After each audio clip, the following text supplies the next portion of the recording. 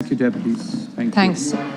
Deputy Róisín Shortall, please. Thank you. Taoiseach, Omicron already comprises 11% of cases in this country, as you know, and will likely be the dominant strain by early next week. So we therefore need a steely resolve and an absolute focus on ramping up the booster campaign. And that's not to, denigrate in any way the work that has been done to date.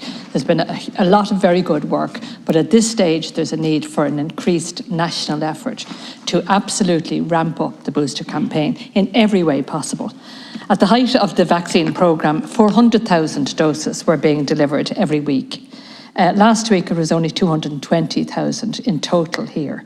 So, we need to, again, ramp that up very substantially in all settings. Clearly, the suggestion that vaccine hesitancy was an issue does not hold up. And we also know that the supply of vaccine doses is not a constraint either.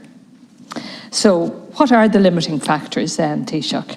And what can be done to remove them immediately? We clearly don't have sufficient staff in the vaccine centres and clearly need to open those centres for a sufficiently long time. And in looking for staff, I think you need to look in all quarters. I mean, is there potential for vaccinators to be drawn from the army, for example, or from other agencies? And decisions about that need to be made very, very quickly. Walk-in centres, obviously, are only open for just 2 hours, and that's entirely insufficient, and it's quite short-sighted. Shouldn't we be seeking staff everywhere we can? The booking system itself has been causing havoc, and those issues are still not resolved and need to be tackled immediately. GPs and pharmacies clearly have capacity to do much more, and I spoke to representatives from both today, and there is capacity there to do much more.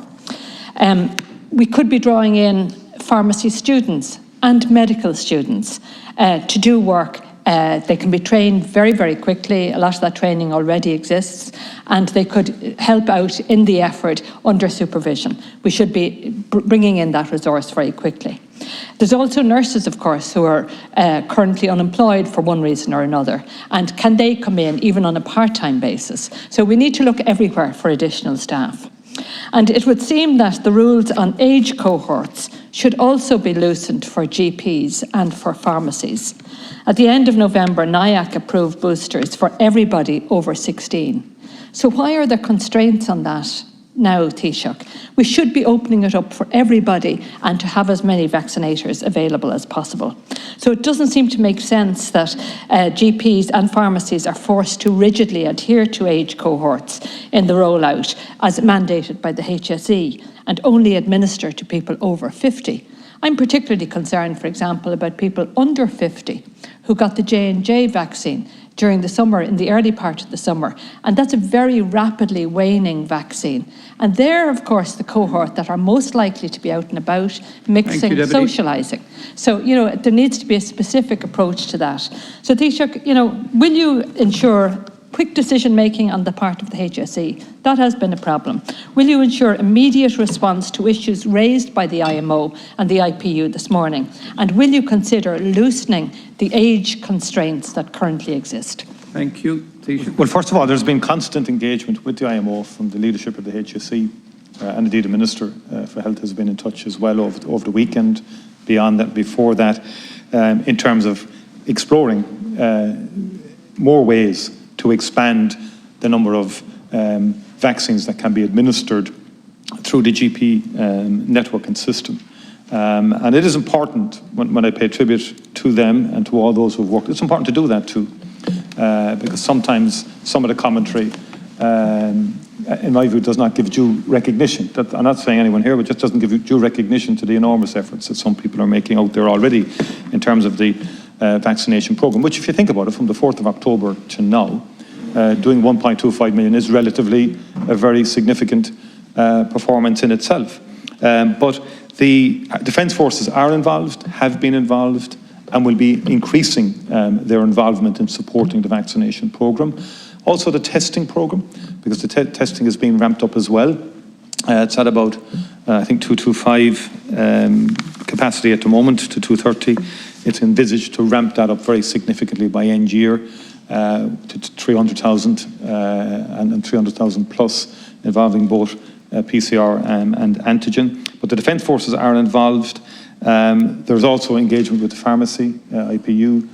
No resources are simply not an issue in respect of resourcing the booster campaign and indeed supporting those who are administering the vaccines. There has been an extensive recruitment campaign underway for the last number of weeks in relation to vaccinators, part-time, retired, basically all are welcome.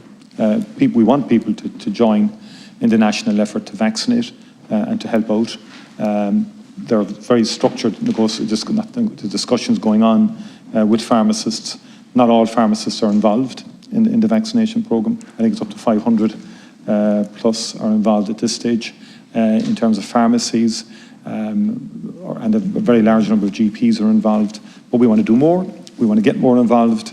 We will be supportive of those, obviously, who are involved in administrating the vaccine itself, and also then in extending the hours of the vaccination centres to facilitate more and more people to get vaccinated. Like I spoke to someone this morning who was at Swords, said everybody waited in line. People were in generally good form, anxious to get the booster. And that's also the perspective. Of course, there's been challenges in other locations, but by and large across the country, I think a lot of work is being got through.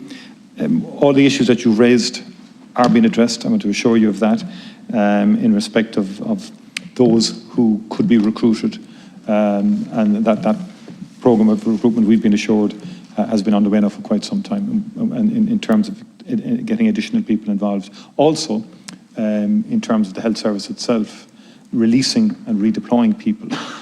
When you mentioned during the middle of the summer, of course, there was a peak in the summer, but then it edged down very considerably. Thank you, Taoiseach. For obvious reasons, and people were redeployed back into the health service. Deputy Shortall. You just didn't address that issue about removing the age restrictions. And I think that's a really important one. And I spoke to a GP today, and he was saying that when a patient comes in for something else, he will ask, have you had your booster? And he's quite happy to provide it, and it can be done quickly. But if that person if it isn't over 50 and within the recognised cohorts, he can't give it to them. And equally with pharmacists, if people are coming into their shop, there's opportunities there to give people the booster, but they may be over 50.